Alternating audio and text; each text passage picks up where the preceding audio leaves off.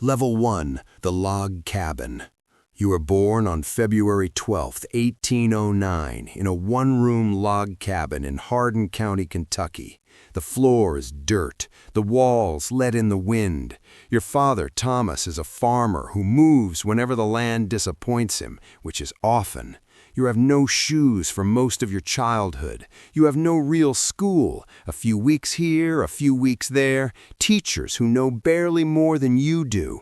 In your entire life, you will receive less than 1 year of formal education.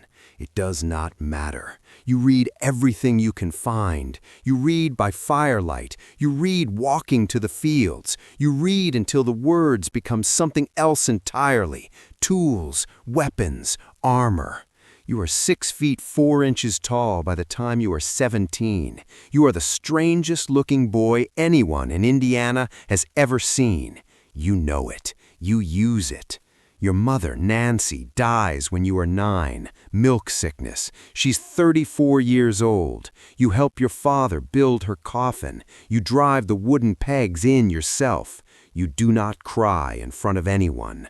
You will not cry in front of anyone for the rest of your life, not in public, not where they can see. But the darkness enters you then, and it never fully leaves. You will call it the hypo. The rest of the world will one day call it depression.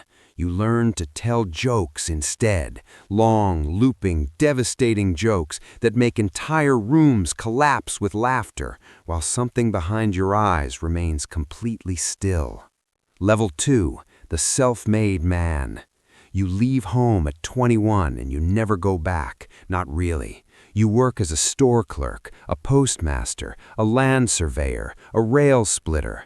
You are famous in your county for being able to lift more than any other man and for being impossible to beat in a wrestling match. You lose once to Jack Armstrong, and the loss bothers you for years. You study law by borrowing books and reading them alone by the fire. There is no law school. There is no mentor. There is only the text and your mind working at it night after night until you understand it well enough to argue it in a courtroom. You enter the Illinois state legislature in 1834 at 25. You are licensed to practice law in 1836. You move to Springfield. You are poor, awkward, and magnificent in front of a jury. People laugh at your stories and then realize too late that you have won. You fall in love with Anne Rutledge, and she dies of typhoid in 1835, and the darkness in you deepens to something that frightens your friends. You lie in bed for weeks. You consider the river. You do not go to the river. You get up. Level 3, the congressman and the failure. You marry Mary Todd in 1842. She is educated, sharp, ambitious, and from a Kentucky slave-holding family. You are a one-term congressman from 1847 to 1849. You oppose the Mexican-American War. You call President Polk's justifications a lie on the floor of the House. It costs you.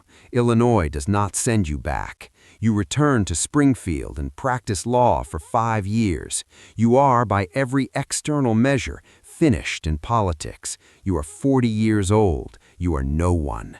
Then in 1854, Stephen Douglas passes the Kansas-Nebraska Act and opens the Western Territories to slavery by popular sovereignty, and something ignites in you that cannot be shut off again.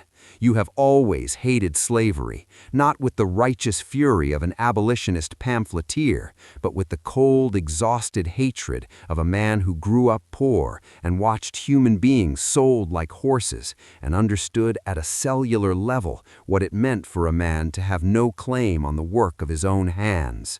You re-enter politics. You debate Douglas in 1858 across 7 Illinois towns. You lose the Senate race. The debates are printed in newspapers across the country. The whole nation reads your words. You lose and you win simultaneously. Level 4, the nomination. May 1860, the Republican Convention in Chicago. You are not the frontrunner. William Seward of New York is the frontrunner.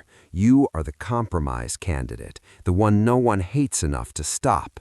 Your campaign managers make promises on your behalf through the night that you do not know about and will not learn of until it is too late to undo.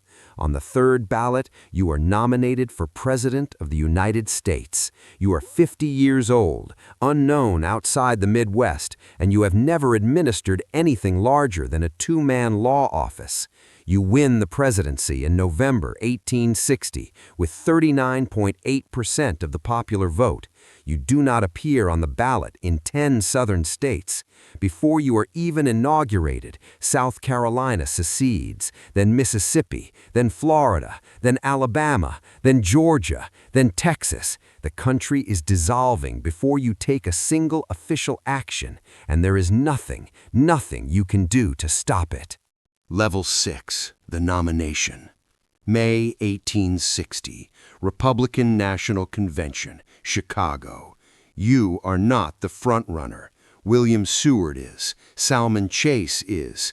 You are the compromise candidate, the one nobody hates enough to reject. Your managers work the convention floor all night, making promises you haven't authorized. You win on the third ballot. By December, 7 southern states have seceded. You haven't even been inaugurated yet. Level 7, the war. April 12, 1861, Fort Sumter falls. The war you hope to avoid has arrived. You call for 75,000 volunteers. The South calls it an act of tyranny. 4 more states to cede. You are now president of a nation tearing itself apart, commanding an army that does not yet exist against generals who are better trained than yours.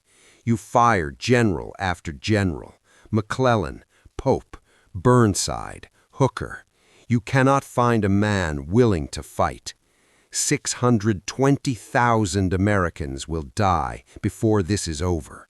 You know each number. You read the casualty reports yourself, alone, at 3 a.m. in the gas-lit White House. Level 8, the Emancipation. January 1st, 1863, the Emancipation Proclamation takes effect. You have been shaking hands at a New Year's reception for 3 hours. Your right hand is swollen and trembling. You pick up the pen. You set it down. You say, if my hand trembles, people will say I hesitated. I did not hesitate. You sign your full name, Abraham Lincoln, slow and deliberate. You have just changed the legal status of 3.5 million human beings with a single signature. The cost. Your son Willie dies in the White House in 1862, 11 years old. Mary never recovers, neither do you. You visit the grave repeatedly, alone, at night, to lift the lid of the casket and look at his face. You sleep 4 hours a night. You age a decade in a year. Photographs show it, the lines carved into your face, the hollow eyes. Men around you whisper that you are mad. You are not mad. You are carrying something no single human being was designed to carry. Level 10, the second term. November 1864, you win re-election against your own former general, George McClellan.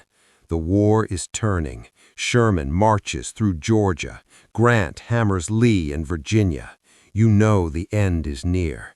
You begin planning reconstruction, not punishment, but reconciliation, with malice toward none. April 9th, 1865, Lee surrenders at Appomattox. The war is over. Washington erupts in celebration. You feel something you haven't felt in 4 years. Relief. Level 11, Ford's Theater.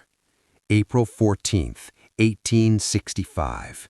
You do not want to go. You are tired.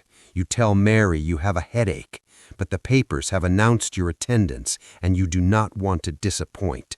You sit in the presidential box above the stage. You watch the play. You laugh. At 10:13 p.m., John Wilkes Booth steps into the box behind you. You never hear the shot. The Oval Office door opens. Someone else walks in. The machine does not grieve. The machine continues.